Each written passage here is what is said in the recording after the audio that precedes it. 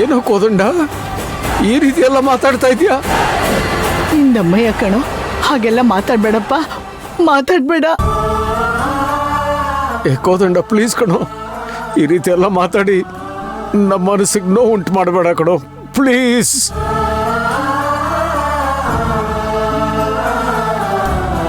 ಈ ಗೂಬೆಗಳ ಮಾತು ಕೇಳ್ಕೊಂಡು ನೀನ್ ಈ ರೀತಿ ಎಲ್ಲ ಮಾತಾಡ್ಬೇಡ. ಒಂದ್ ಟೈಮಲ್ಲಿ ಇವಳು ನಮ್ಗೆ ಎಂಥ ಮೋಸ ಮಾಡಿ ಅವಮಾನ ಮಾಡಿದಾಳೆ ಅಂತ ನಿನಗೆ ಗೊತ್ತಿಲ್ವೇನೋ? ನಾವು ಅನುಭವಿಸಿದೀವಪ್ಪ ಅದನ್ನೆಲ್ಲ.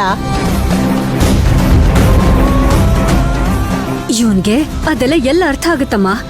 ಇವಳು ಮಾಡಿರೋ ಅವಮಾನಕ್ಕೆ ನಾವು ಮನೆಯವರೆಲ್ಲ ಯಾವತ್ತೋ ವಿಷ ಕುಡ್ದು ಸತ್ತು ಹೋಗ್ಬೇಕಾಗಿತ್ತು.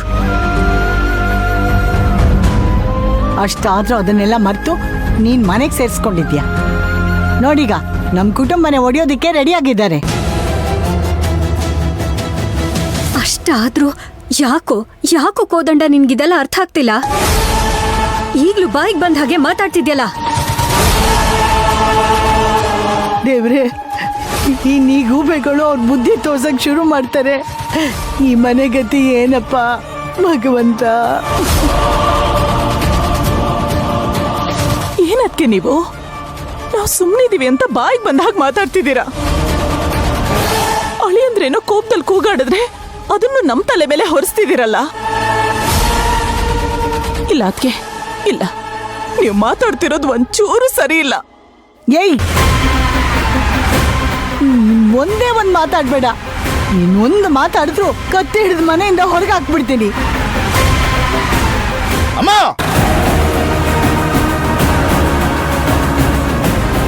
ನಿಮಗೆ ಗೊತ್ತಿಲ್ಲದೆ ಏನೇನೋ ಮಾತಾಡ್ಬೇಡಿ. ನಾನೇ ಮಾತಾಡ್ತಾ ಇದ್ದೀನಾ? ಏನೋ ಹೀಗೆಲ್ಲ ಮಾತಾಡ್ತಾ ಇದೀಯಾ? ಆಗಲ್ಲಪ್ಪ, ನನ್ನಿಂದ ಆಗಲ್ಲ. ಈ ವಯಸ್ಸಲ್ಲಿ ನಮ್ಮ ಕುಟುಂಬ ಹೀಗಾಗ್ತಿರೋದನ್ನ ನೋಡೋದಕ್ಕೆ ನನ್ನಿಂದ ಆಗ್ತಿಲ್ಲ ಕಣೋ, ಆಗ್ತಿಲ್ಲ.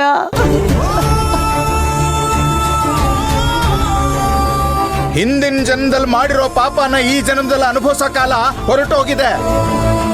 ಈಗೇನಿದ್ರು ಈ ಜನ್ಮದಲ್ಲಿ ಮಾಡಿದ ಪಾಪನ ಇಲ್ಲೇ ಕಳಿಬೇಕು. ಕೋದಂಡ, ನಿನ್ನ ಬಾಯಲ್ಲಿ ಇಂಥ ಮಾತು ಬರುತ್ತೆ ಅಂತ ನಾನು ಅನ್ಕೊಂಡಿರ್ಲಿಲ್ಲ ಕಣೋ. ನಮ್ಮಿಂದ ನಿನಗೆ ತೊಂದರೆ ಆಗಿದ್ರೆ ಬೇಡಪ್ಪ, ನಾವೇ ಹೊರಟೋಗ್ತೀವಿ, ಎಲ್ಲಾದ್ರೂ ದೂರ ಹೊರಟೋಗ್ತೀವಿ. ನಡೀರಿ.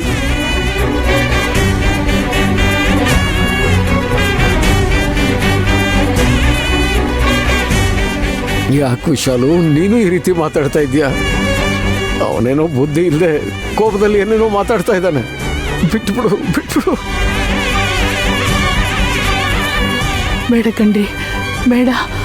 ನಾವಿಲ್ಲಿರೋದು ಬೇಡ. ನಾವೀ ಮನೆ ಬಿಟ್ಟು ಕಾಶಿಗೋ ರಾಮೇಶ್ವರಕ್ಕೋ ಹೋಗ್ಬಿಡೋಣ ಕಣ್ರಿ, ಹೋಗ್ಬಿಡೋಣ. ಅಮ್ಮ, ನೀನೇನಮ್ಮ ನೀನು?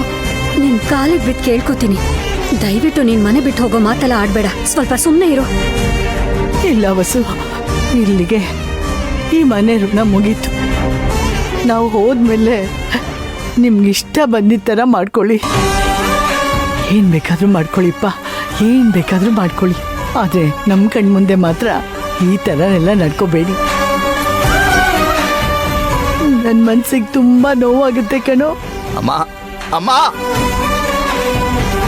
ನಾನಾಗ್ಲೇ ಹೇಳ್ದೆ, ನನ್ನ ಮಾತೆಲ್ಲ ನಿಮಗೆ ತಪ್ಪಾಗೆ ಕೇಳುತ್ತೆ ಅಂತ. ನೀವು ಯಾರು ಇಲ್ಲಿಂದ ಹೋಗ್ಬೇಡಿ, ನಾನೇ ಈ ಮನೆ ಬಿಟ್ಟು ಹೋಗ್ತೀನಿ.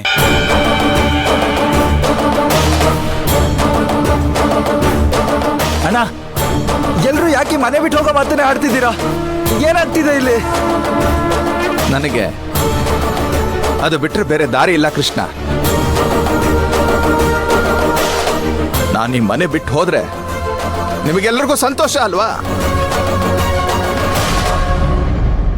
ನಾನು ನಿಮಗೋಸ್ಕರ ಈ ಮನೆ ಬಿಟ್ಟು ಹೋಗ್ತೀನಿ. ಪಾಮಯ್ಯ, ನಮ್ಮಿಂದಾಗಿ ಈ ಮನೇಲಿರೋ ಜನರ ನೆಮ್ಮದಿ ಹಾಳಾಗೋದು ಬೇಡ. ಅಲ್ಲ ರೀ, ಒಂದ್ ನಿಮಿಷ ನನ್ ಮಾತು ಕೇಳಿ. ಅಳಿಯಂದ್ರೆ ಅದು ಇಲ್ಲ ಅತ್ತೆ, ಇನ್ನು ಈ ಮನೆಯಲ್ಲಿರೋದ್ರಲ್ಲಿ ಅರ್ಥನೇ ಇಲ್ಲ.